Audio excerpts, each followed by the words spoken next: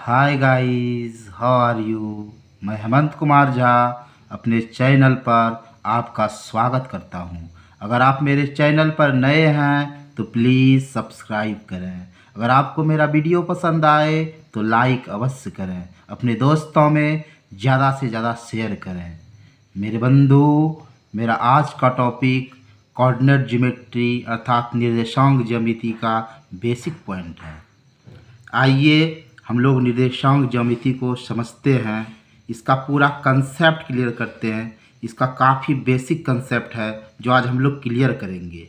ये निर्देशांक ज्यामिति में रेने दकार्ते का बड़ा ही योगदान है।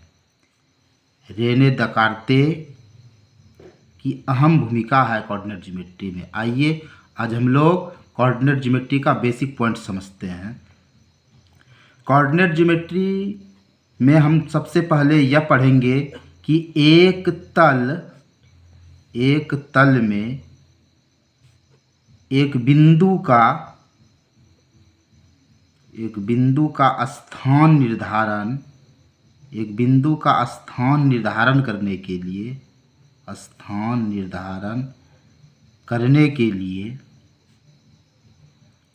दो लंबिक रेखा की जरूरत होती है। दो लंबिक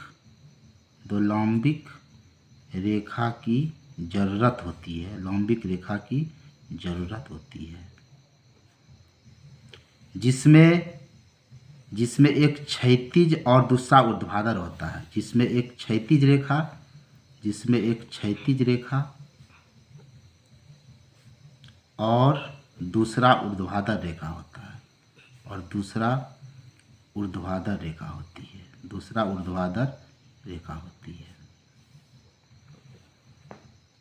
my dear friends, coordinate geometry में हम आज पढ़ेंगे कि एक तल में एक बिंदु का स्थान निर्धारण करने के लिए दो लंबिक रेखा की जरूरत होती है, जिसमें एक क्षैतिज रेखा और दूसरा ऊर्ध्वाधर रेखा होती है। आइए हम आज इसका कंसेप्ट क्लियर करते हैं कि देखिए ये दो रेखा है और इस रेखा का हमने नाम दिया x डैश, ये y डैश और ये o मूल बिंदु है। इसका इधर हमेशा पॉजिटिव में होगा और इधर निगेटिव में होगा। इधर पॉजिटिव में होगा और इधर निगेटिव में होगा। मेरे बंधु, अब हम ये समझते हैं कि x डैश जो है ये क्षैतिज रेखा है। और इस क्षैतिज रेखा को हम x अक्ष कहेंगे और y डैश को हम लोग ऊर्ध्वाधर रेखा बोलेंगे। और ऊर्ध्वाधर रेखा को y अक्ष बोलेंगे। और अक्षों का जो प्रतिच्छेदन बिंदु होगा, अक्षों का प्रतिच्छेदन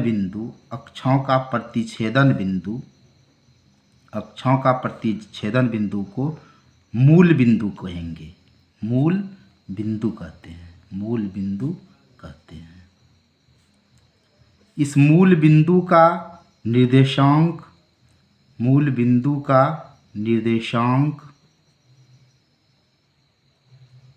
0 0 होता है। आइए हम इसका कंसेप्ट क्लियर करने के लिए एक फिगर बनाते हैं। देखिए ये हमारा है x डैश और ये हमारा है y डैश। ये मूल बिंदु है। ये x डैश क्षैतिज रेखा कहलाएगा। ये x डैश ना क्षैतिज रेखा, इसको हम पड़ी रेखा भी कहते हैं। ये क्षैतिज रेखा है, ये पड़ी रेखा, इसको हम x अक्ष बोलते हैं। और ये देखिए y डैश को हम लोग ऊर्ध्वाधर रेखा बोलेंगे। और यह खड़ी रेखा भी कहलाता है और ये y अक्ष है। और यह जो O है ना, ये मूल बिंदु है, यानी ये दोनों अक्ष को काटता है और इसका निर्देशांक 0 0 होता है। आइए हम आगे बढ़ते हैं कि निर्देशांक तल को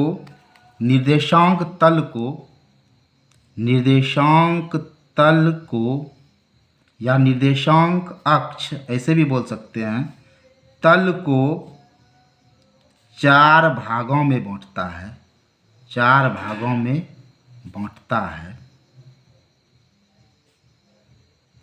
जिसे हम चतुर्थांश कहते हैं, जिसे हम चतुर्थांश कहते हैं, जिसे हम चतुर्थांश कहते हैं। चतुर्थांश का अर्थ 1/4 होता है।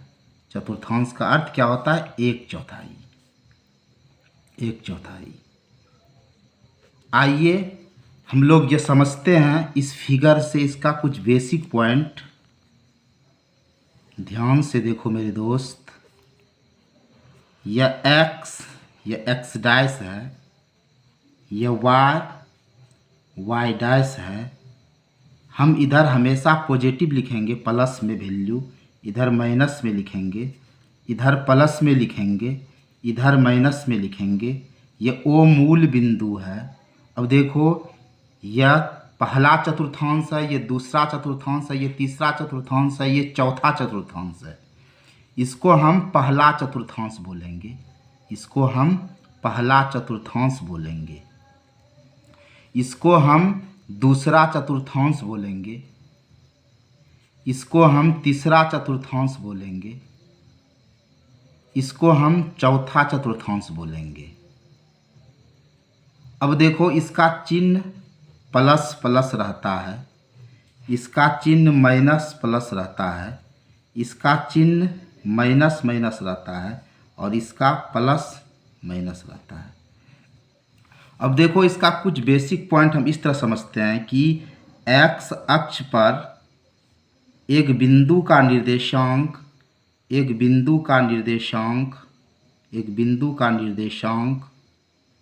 x0 होता है।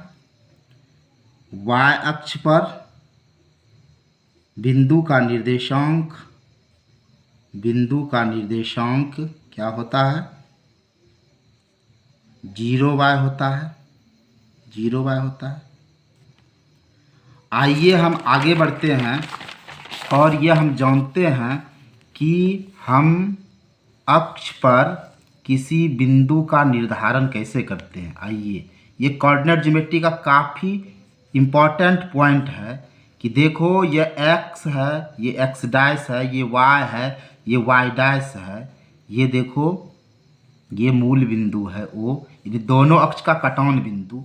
अब ये एक तल है, और इस पर हम एक बिंदु P लेते हैं, और इससे हम इस पर लंब डाल देते हैं PM, और यहाँ से इस पर लंब डाल देते हैं N।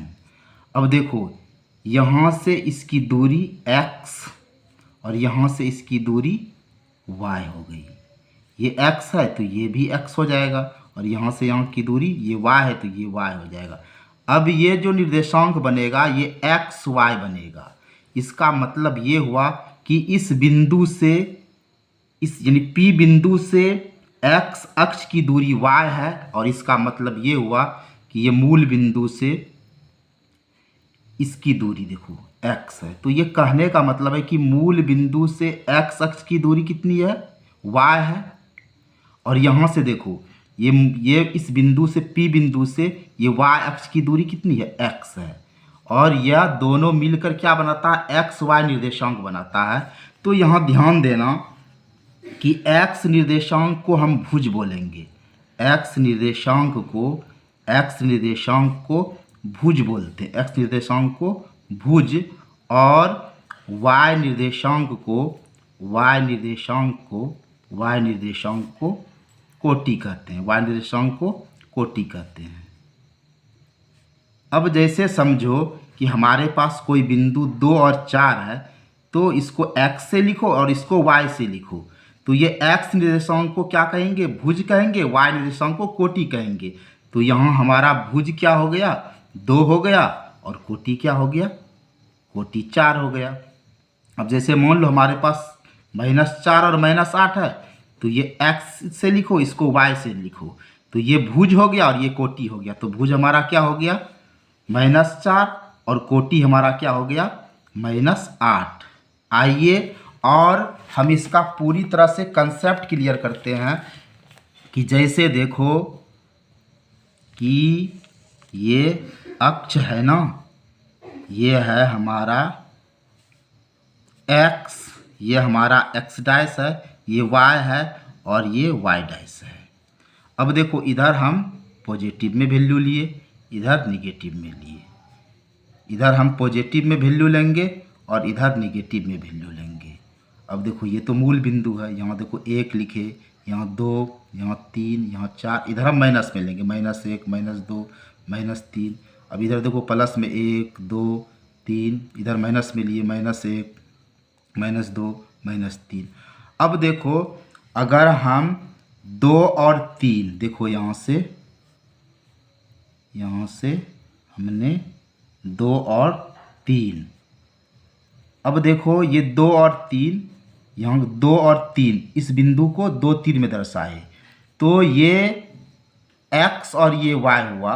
अब देखो इसका दोनों साइन क्या है, प्लस प्लस है, ये प्लस प्लस है, तो ये प्रथम चतुर्थांश में हुआ, ये प्रथम चतुर्थांश में। प्रथम चतुर्थांश में दोनों प्लस प्लस क्यों होता है, क्योंकि देखो ये x और इसका तो प्लस है और ये y है, इसका भी प्लस प्लस है, इसलिए प्रथम चतुर्थांश का चिन्ह प्लस प्लस होता है। इसमें ये 2 जो है ये भुज है और 3 कोटि है। अब देखो दूसरे चतुर्थांश में क्या होगा, अगर मान लो कि हमने 3 और -2 लिया, यानी -2 और 3 लिया, ये -2 और 3 लिया, तो यहाँ देखो x और y। अब देखो x का साइन क्या है, माइनस है, और y का साइन क्या है, प्लस है।